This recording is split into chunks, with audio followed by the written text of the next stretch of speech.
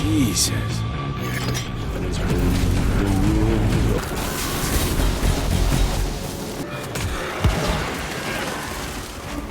Don't you miss the good old days? No loot boxes, no scalpers. Game's sole purpose was mindless fun and not telling some sad, complicated story about the meaning of life. I just realized we are going to have to relive this heartbreaking moment all over again in the new show. Well, if you're like me and you remember those days, let's check out my Evil West review with some mild spoilers. Most games back in the PS3 era were simple bundles of fun.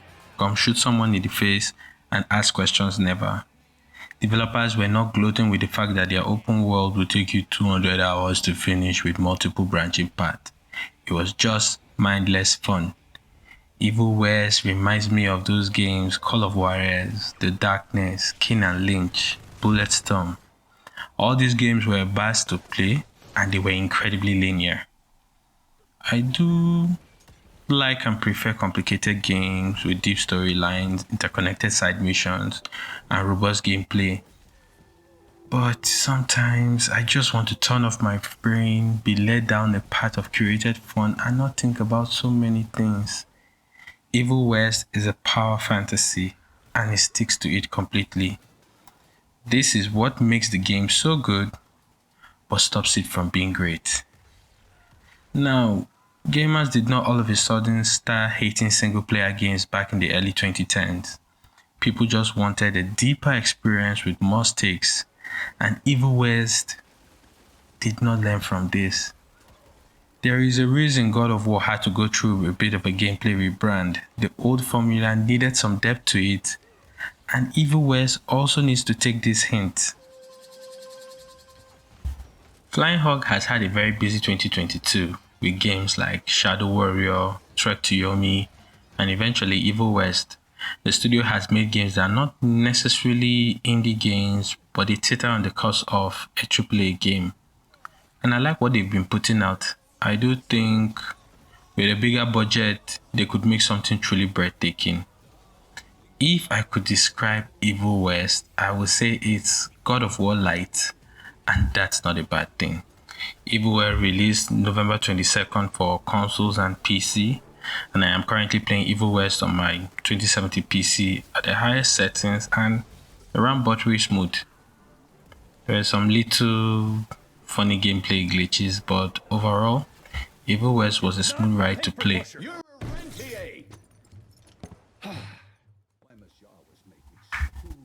The story follows Jesse Rentier, an agent of the Rentier Institute, a secret organization dedicated to battling supernatural creatures such as the Sanguisuge. On a side note, I just love it when any piece of media uses a different term for an already established monster. Doesn't Lycans sound 1,000 times better than werewolves? I know, Lycans are already an established name for werewolves, but I just like the name Sanguisuge. I looked it up, it means leeches, but it's still really cool. Now, there isn't anything to the Evil West story. It can come off as the cheesiest thing ever on one hand, and on the other hand is okay at moving the plot forward. The story is basically bad lady wants to take over the world and gruff man with magic glove has to stop her. Jesse is a standard protagonist. He moves the story forward and does the job. I really do think men in the West could not show emotion, or else you probably get mugged by bandits. Look at Arthur Morgan, showed emotions and died from tuberculosis. The characters of Evil West are pretty basic in how the way they are portrayed. You have the story hero with the need for daddy's validation. You have the side characters that act as mission givers and equipment repairers. And we have some of the cheesiest dialogue you can find. You also have the evil villain who wants the world to burn with no real motive but other than just to take it over. It was exactly what I expected and I wasn't disappointed. Lower your expectations. I do love the West as a setting that gives the game some needed identity. I love it when time periods swap technological advancements. And In conclusion, the story of Evil West is serviceable at best. I'm here to make sure you won't do this. Let's break down the gameplay. Evil West is a shooter hack and slash, and you're a gunslinger in the Wild West armed with an arsenal of weapons and 2 gauntlets. The game relies on how fast you can string together your close combat and supplement it with your weapons at range. You start off with bare knuckle gauntlet that can decapitate vampires and a revolver that can also juggle enemies. You also have a gauntlet on your left hand armed with electricity that helps to stun enemies and allows for some devastating combos. Now, Evil West gameplay hovers in the medium difficulty. It's not easy, but it's definitely not something Gamebreaker God or Ongba will lose sleep over it. The game has a skill tree that doesn't offer any distinct gameplay difference, but it gets the job done. Now, there are essentially 2 upgrades, the weapon upgrades and the gauntlet upgrades. You can prioritize what you want to focus on, power or survivability. There are little perks that come with every new skill purchased. The upgrades can have some pretty significant gameplay implications in terms of adding more power to your weapons, but it's nothing so deep in offering different playstyles. Evil West just knows how to drip feed you with new weapons to play with, just as you are about to get tired with your current loadout. The game always tries to make sure you have a new weapon to play around with. The problem with Evil West is after some time, you do wish it could get a bit deeper with its mechanics. But the great thing is Evil West does not overstay its welcome, so before you get worn down with the simplicity, you are close to completion. Now, this is my rule when it comes to execution and death animation in games. You either have enough to keep the players surprised every time, which is pretty much impossible, especially with the resources a studio has. And to be honest, Evil West doesn't really have enough enemy varieties to have a lot of unique executions. Now, the second way and the best way to handle it, in my opinion, is to make executions an integral part of the gameplay cycle, literally turning it into a separate mechanic. Evil West tries to make executions add charges so that you can use your gauntlets a lot more often, but it is way not enough, and after some time, I just want to kill an enemy and move on. The limited enemy variety really starts to show towards the midpoint of the game. There are maybe 6 classes of fodder enemies and maybe 4 mini boss fights that get reintegrated back into the pool of enemies. The game does try to reskin some enemies with new moves, but in my opinion, I rate a distinct enemy with how I approach them.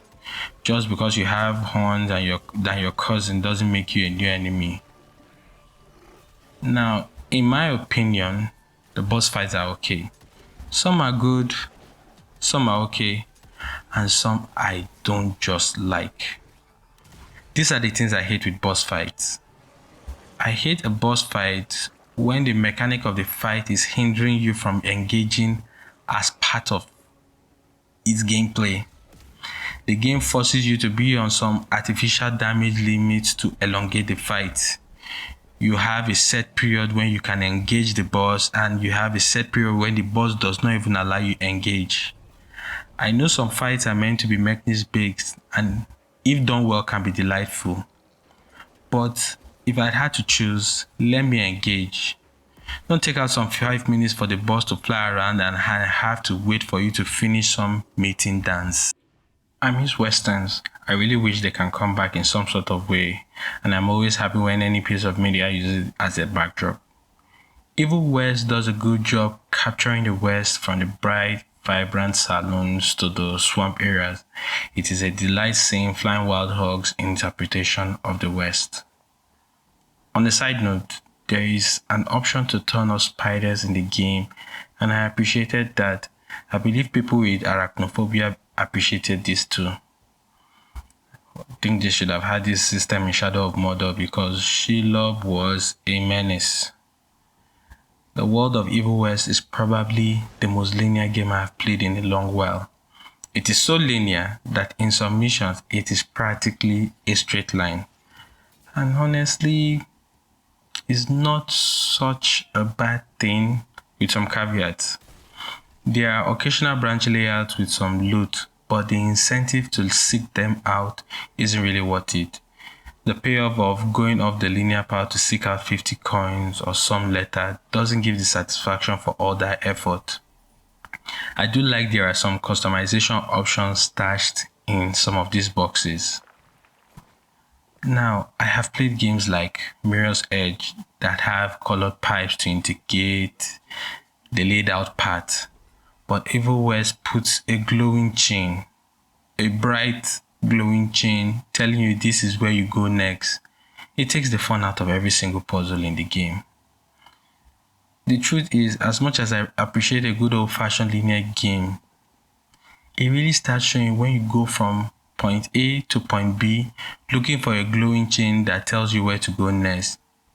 I think they should have added gameplay upgrades like health to these trunks and scattered them around. It would have incentivized people to actually seek them out and make the game a little bit less linear. Evil West clearly feels like a game that is stuck in a time sphere and just came out 10 years later, but I'm glad a game like this exists. This is a standard adventure game that hardly gets made anymore. I do think some aspects of the combat and the world can be expanded upon, get actual gameplay variations in its combat to incentivize replayability. Flying Wild Hog is clearly carving out a niche in creating these high adrenaline games that incentivize fast movement, the power fantasy, and really linear focused experiences. I called Evil West at the start of this video a budget God of War, and I meant it as a compliment. If you just got off the high of Ragnarok, let Evil West be your next stop, you will be pleasantly surprised. I do want games like this to keep getting made, but they need to learn from what actually affected single player games back then and try to refine the system.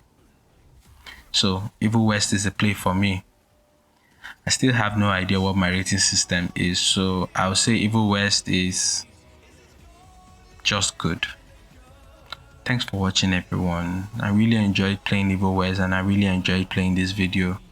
And if you like the content, please like, share and subscribe and drop a comment down below. I'd love to hear from you.